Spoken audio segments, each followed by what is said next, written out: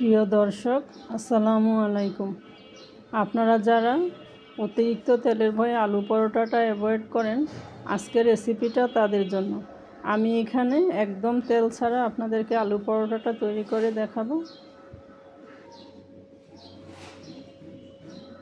এই পরোটাটা দেখতে যতটা সুন্দর, খেতে কিন্তু তার চেয়েও অনেক বেশি মজা। একদম সফট, নরম, তুলতুলে।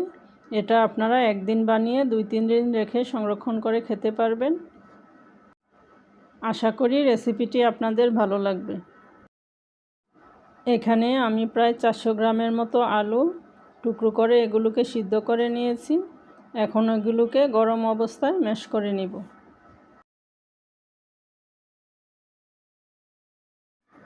আপনারা চেষ্টা করবেন আলুটা গরম থাকতে ম্যাশ করার জন্য। গরম অবস্থায় আলুটা ম্যাশ করলে আলুটা অনেক স্মুথ হয়, সফট হয়। এটা দিয়ে যখন পরোটা তৈরি করব, পরোটাগুলিও একদম সফট হবে এবং সুন্দরভাবে তৈরি হবে।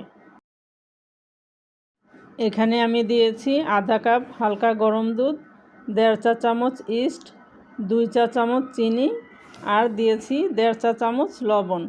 এখন এই সব কিছুকে একসাথে একটু ভালো করে মেখে নিব। এখন আমি এখানে দিয়ে দিচ্ছি 1 কাপ ময়দা। প্রথমে আমি 1 কাপ ময়দা দিয়ে ডোটা কিছুটা মেখে নিব। তারপরে প্রয়োজন মতো আমি আরও ময়দা এখানে ব্যবহার করব। এখানে আরও দিয়ে দিচ্ছি 1.25 কাপ ময়দা। এখন ভালো করে মেখে একটা সফট নরম ডো তৈরি করে নিব। এখানে ডোটা মাখার সময় আমি কোনো তেল দিব না, অল্প অল্প করে ময়দা দিয়ে ভালো করে এটাকে ডলে ডলে মথে নিব। আমি ডোটাকে প্রায় 4-5 মিনিট ভালো করে মথে নিয়েছি। সফট একটা ডো তৈরি করে নিয়েছি। এখন ঢেকে রেখে দিব 45 মিনিটের জন্য। ডোটা ফুলে একদম ডাবল হয়ে গিয়েছে। এখন আপনারা চাইলে এখানে অল্প কিছু ময়দা ছিটিয়ে এটাকে আরেকটু মথে নিতে পারেন, অথবা হাতে একটু তেল লাগিয়েও এটাকে মথে নিতে পারেন। আমি ডোটাকে আরেকটু ভালো করে মথে নিব।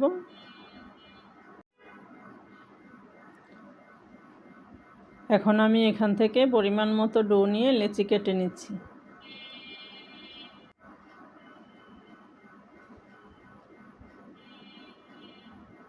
এখন আমি আপনাদেরকে একটা রুটি তৈরি করে দেখিয়ে দিচ্ছি। উপরে ময়দা ছিটিয়ে এখন আমি রুটিটাকে পাতলা করে বেলে নিব।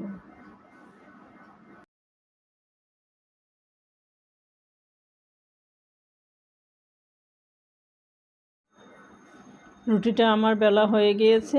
আমরা বাসায় সাধারণত যেভাবে রুটি তৈরি করি ওইভাবেই আমি রুটিটাকে বেলে নিয়েছি। এখন একটা প্যানে রুটিটা দিয়ে আমি এপাশ ওপাশ উল্টিয়ে ভালো করে এটাকে সেঁকে নিব। এখানে আমি কোনো প্রকার তেল ইউজ করব না। আপনারা দেখতে পাচ্ছেন রুটিটা অনেক সুন্দর করে ফুলে উঠেছে এবং একদম সফটভাবে তৈরি হয়েছে।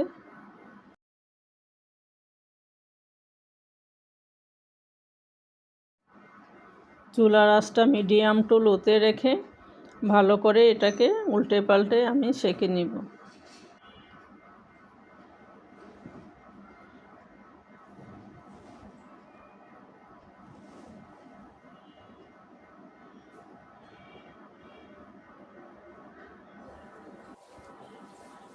দেখুন এর কালারটা কি চমৎকার এসেছে। এটা একবার বাসায় আপনারা তৈরি করে খেলে এর প্রেমে পড়ে যাবেন। রেসিপিটি ভালো লাগলে অবশ্যই আমাকে কমেন্ট করে জানাবেন। সবাই ভালো থাকবেন। আল্লাহ হাফেজ।